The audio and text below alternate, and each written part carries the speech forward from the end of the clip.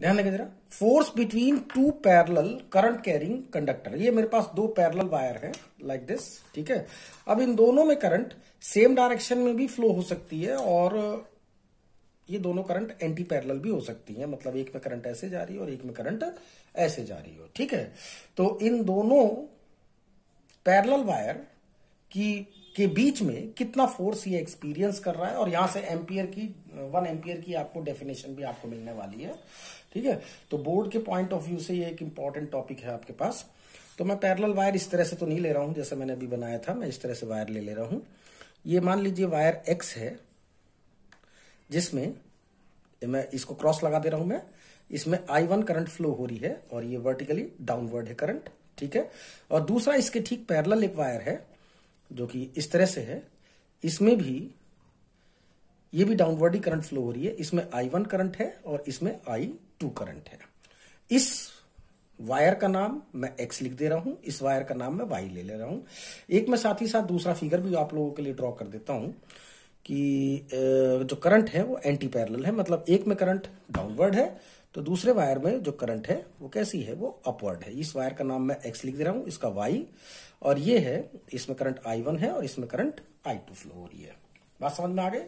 अब देखिए जरा ध्यान से, तो देखो कोई भी करंट कैरिंग कंडक्टर अपने अराउंड मैग्नेटिक फील्ड बनाता ही है, ये आपको पता ही है कि कोई भी करंट कैरिंग कंडक्टर हो, मान लीजिए करंट कैरिंग कंडक्टर ये है और ये अपने चारों ओर मैग्नेटिक फील्ड बनाता ही बनाता है। तो इससे r डिस्टेंस पर जो मैग्नेटिक फील्ड है वो हमने बायो सेवर्ट लॉ से या एम्पियर सर्किटल लॉ से हमने जो सॉल्व किया था वो आया था μ0/2 पाई I/r, ठीक है। ये परपेंडिकुलर डिस्टेंस होना चाहिए, ध्यान रखिएगा। तो मान लीजिए दोनों पैरेलल वायर के बीच का जो डिस्टेंस है वो है स्मॉल r, ठीक है ना, ये स्मॉल r है। अच्छा, अब आए जरा इस पर। तो इसकी वजह से यहां पर मैग्नेटिक फील्ड कितना बन रहा है, तो magnetic field at y due to wire x, मतलब इसकी वजह से r डिस्टेंस पे कितना मैग्नेटिक फील्ड बन रहा है, वो r डिस्टेंस पर मैग्नेटिक फील्ड वो चारों तरफ उतना ही बनेगा, ठीक है। तो ये हो गया बेटा, कितना हुआ ये हुआ आपका ड्यू टू वायर x या I1 करंट, है ना। तो इसकी वजह से यहां पर मैग्नेटिक फील्ड कितना होगा, वो है मान लीजिए B1 है, μ0/2 पाई I1, इसमें I1 करंट फ्लो हो रही है, डिवाइडेड बाय r, ठीक है। डायरेक्शन आप लोग समझ ही गए होंगे कि ये डाउनवर्ड है, तो अगर मैं अंगूठे को अगर करंट की डायरेक्शन में रखूं तो ये उंगलियों की जो कर्लिंग है वो अपने आप ही किस चीज को बता रही है, वो मैग्नेटिक फील्ड की डायरेक्शन को बता रही है, लेकिन मैग्नेटिक फील्ड इस तरह से है क्लॉकवाइज डायरेक्शन में, ठीक है। तो यहां पर अगर मैं टेंजेंट लाइन ड्रॉ करूंगा तो इस B1 की डायरेक्शन वर्टिकली डाउनवर्ड आ रही है। बात समझ में आ गई? तो मैग्नीट्यूड यहां लिखा है, डायरेक्शन यहां पे लिखी है, बिल्कुल सेम इसी तरह से। अच्छा, ये भी इसके लिए भी सेम वही बात है दैट B1 की जो वैल्यू आएगी वो कितनी आएगी, μ0/2 पाई I/r। ये डेटा यही है जो यहां पे आपको लिखना है, वो यही चीज है, ठीक है। अच्छा, डायरेक्शन इसकी भी सेम वही, ऐसे ही आप अंगूठे को करंट की डायरेक्शन में रखिए, ऐसे घुमाएंगे आप तो ये डाउनवर्ड ही जाएगा। ये यहाँ पर जब आप टेंजेंट लाइन ड्रॉ करेंगे तो वो B1 की डायरेक्शन कैसी आएगी, डाउनवर्ड, सर्कुलर है ना, सर्कुलर आएगा ये। तो यहाँ पर जब टेंजेंट लाइन ड्रॉ करोगे तो वो B1 की डायरेक्शन नीचे की तरफ बता ही देगा, ठीक है। अब इसी तरह से इसकी वजह से यहां पर मैग्नेटिक फील्ड कितना है, इसकी वजह से यहां पर, है ना।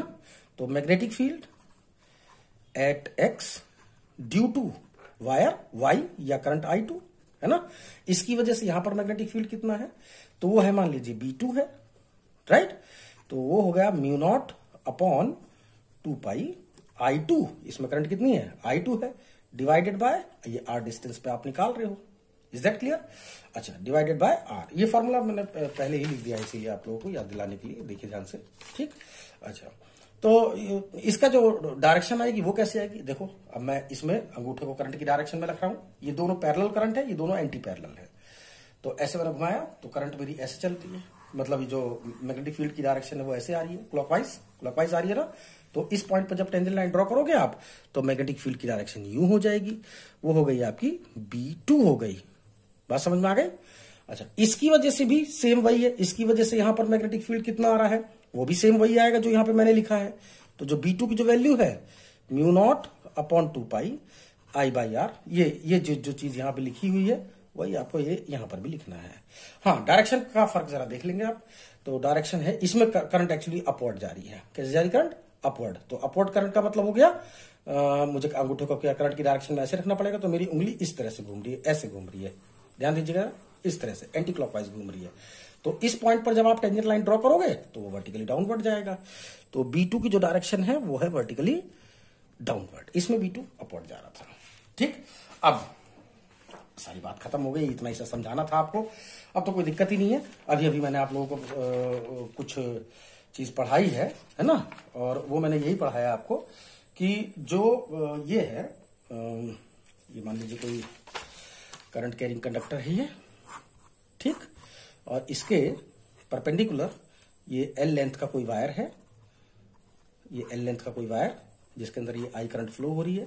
तो इसमें जो फोर्स लगेगी वो F इज इक्वल टू किसके आएगी? B/L। वैसे तो I into L cross B है, ये I into L cross B है। तो एल क्रॉस बी की जो वैल्यू है वो हम लोग उससे निकालेंगे ना, डायरेक्शन निकालने के लिए एल क्रॉस बी का यूज करेंगे इस फॉर्मूले का, अदरवाइज मैग्नीट्यूड के लिए तो यही सफिशिएंट है। तो बताएं, तो अब आप ये देखो कि ये जो वायर X है ये इस B2 मैग्नेटिक फील्ड में रखा हुआ है। देखो ध्यान से, ये वायर है डाउनवर्ड, इसके अंदर करंट जारी है, और ये इस परपेंडिकुलर मैग्नेटिक फील्ड में रखा हुआ है ये।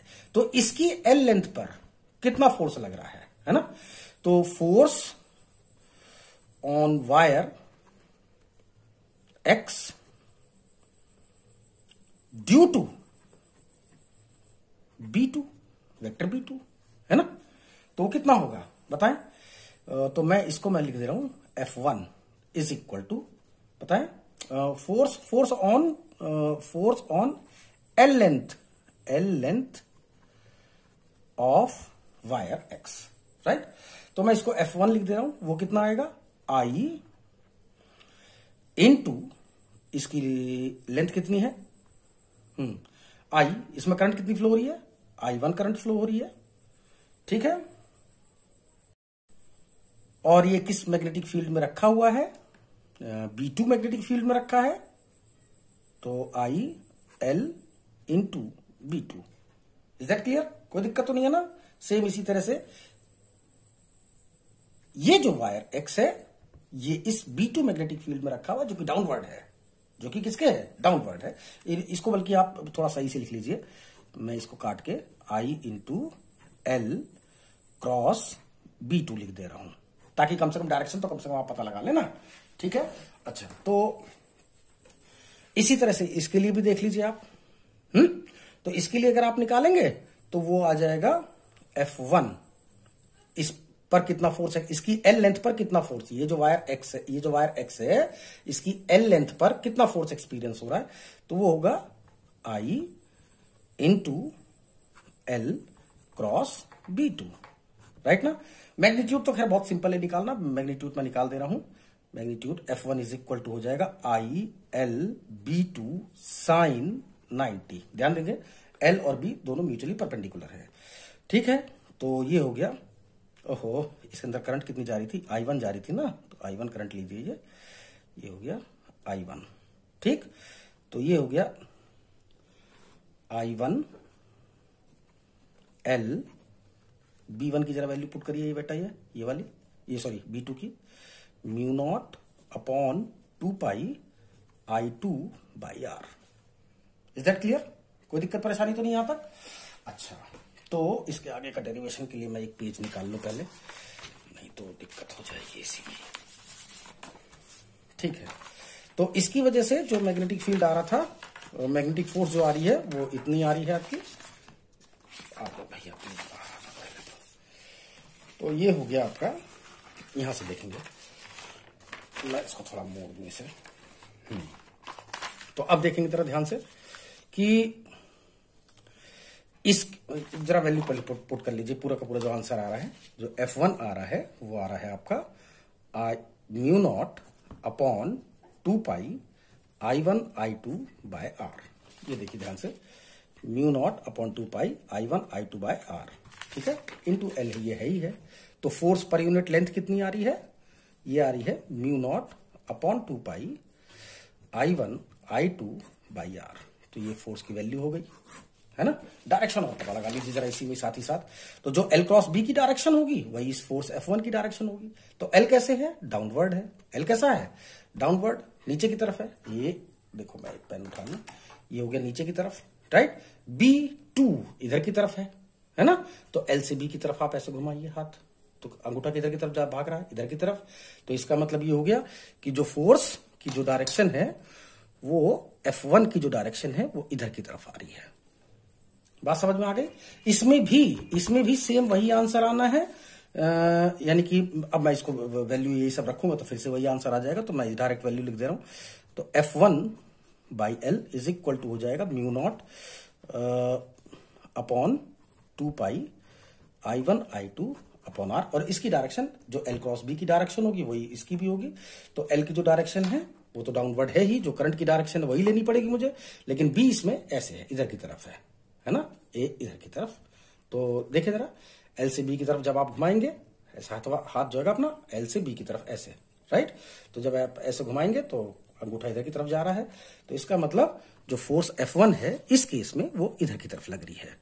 ये हो गई फोर्स F1, ठीक है ना। कोई दिक्कत परेशानी तो नहीं यहां तक। अच्छा, अब जरा ध्यान दें, ठीक है। अच्छा, अब जरा इस वाले का भी ट्रीटमेंट ले लो भैया, है ना। अब ये जो वायर है जिसके अंदर I2 करंट फ्लो हो रही है, ये इस मैग्नेटिक फील्ड के अंदर रखा है। किसमें, B1 मैग्नेटिक फील्ड में रखा है, जो कि वर्टिकली डाउनवर्ड एक्ट कर रहा है, राइट। ये भी दोनों म्यूचुअली परपेंडिकुलर ही हैं। तो इसीलिए मैंने अगला पेज निकाल लिया था, ठीक है। तो ये मेरा जो अगला पेज है पता नहीं कहां लिखा है। अच्छा, ये है अगला पेज, सही है। तो ये हो जाएगा मेरा, ध्यान देंगे, फोर्स ऑन वाई है ना। तो force on wire Y on length L length पर कितना फोर्स लगेगा तो बताएंगे कितना आ रहा है। यहां पे मैं लिखूंगा इसको इस जगह पे। तो ध्यान दीजिए जरा, इसकी डायरेक्शन पे जरा हम ध्यान देंगे। डायरेक्शन छोड़ो, पहले तो ये निकालो।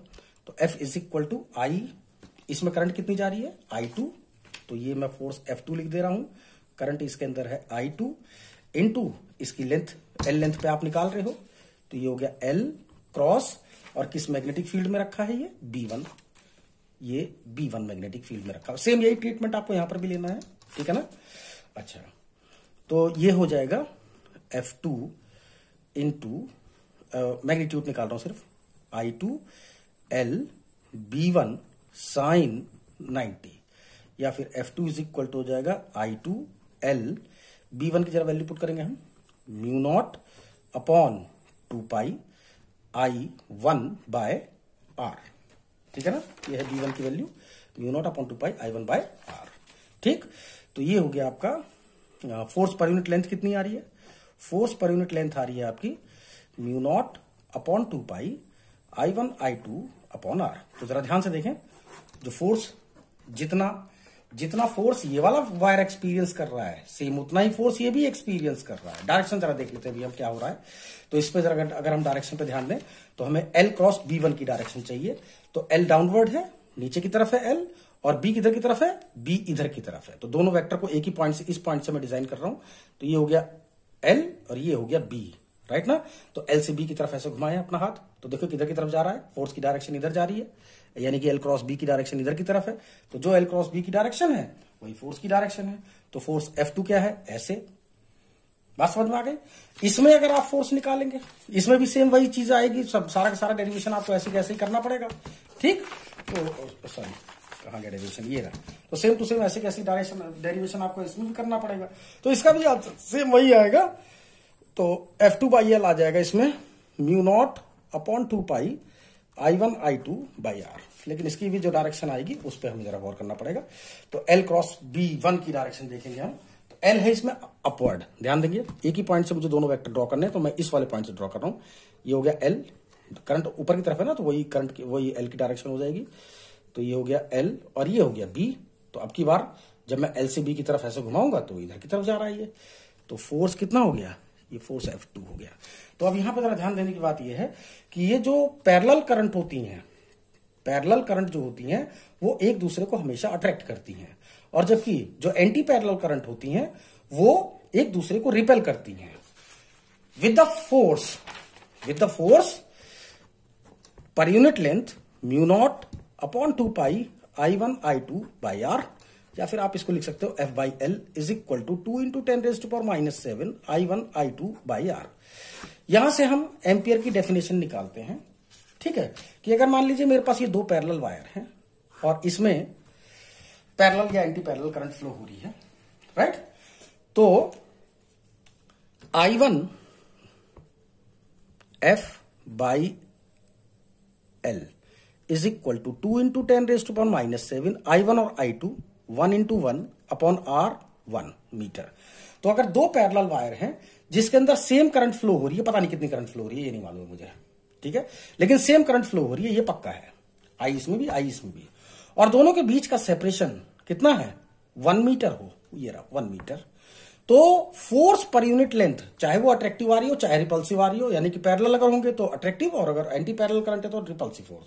अगर force per unit length 2 into 10⁻⁷ Newton पर मीटर आ रही है, तो ये समझ लेना कि जो इसके अंदर करंट फ्लो हो रही थी वो 1 एम्पियर की करंट फ्लो हो रही थी। बात समझ में आ गई ना? तो ये एम्पियर की डेफिनेशन है यहां से जो आपको मिलेगी।